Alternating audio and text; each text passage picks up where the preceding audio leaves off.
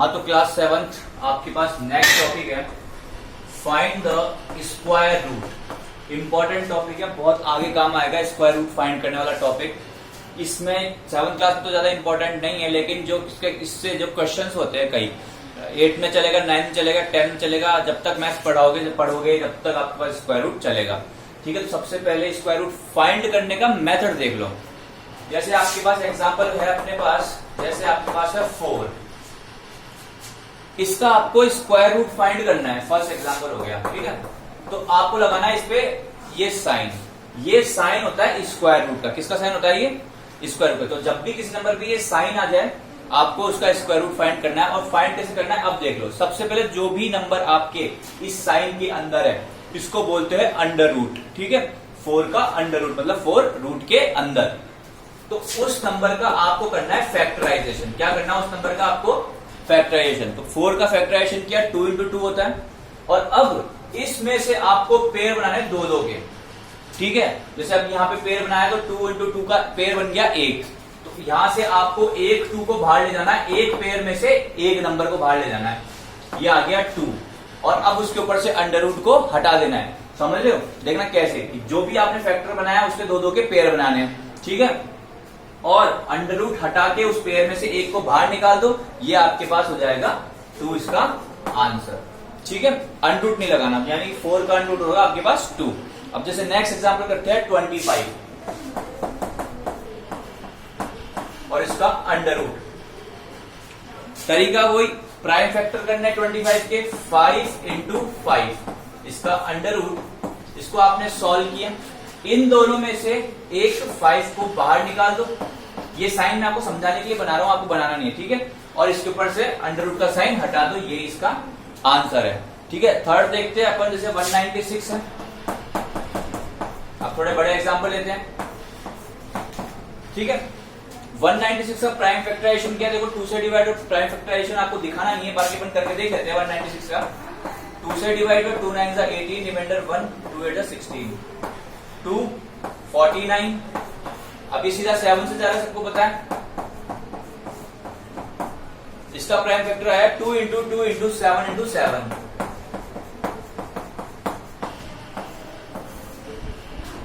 Pair बनाओ। सबसे पहले 2 के देखो पेयर बन रहे क्या? ये बन रहा है 2 का पेयर। तो इसमें से एक 2 को बाहर ले लो, ले लिए बाहर इसमें से एक 2 को।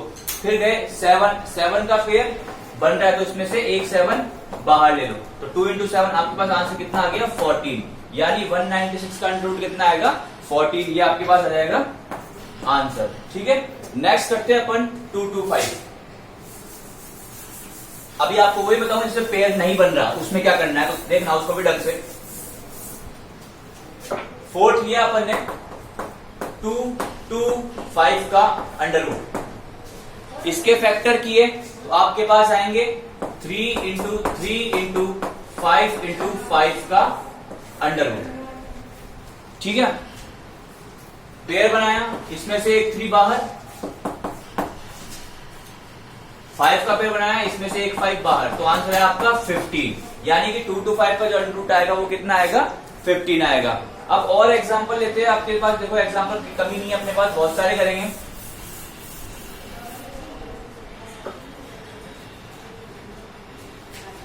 जैसे आपने एग्जांपल ले लिया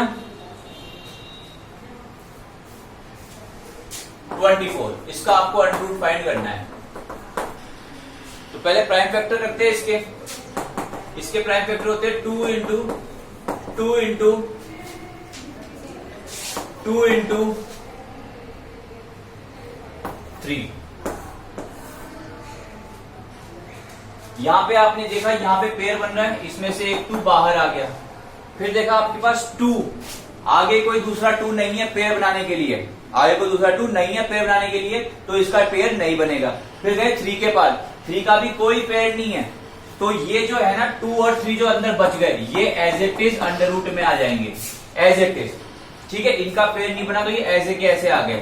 तो ये हो गया 2 और 2 3 6 आपके पास 2 रूट 6 आंसर होगा। ऐसे निकालना है आपको। ठीक है, और एग्जांपल करते हैं अपन। कोई भी नंबर सोच लेते मन में जिसका प्राइम फैक्टर हो सके। जैसे मैंने ले लिया 200 ले लिया, 200 का आपको अंडर रूट फाइंड करना है। पहले 200 के प्राइम फैक्टर करते हैं।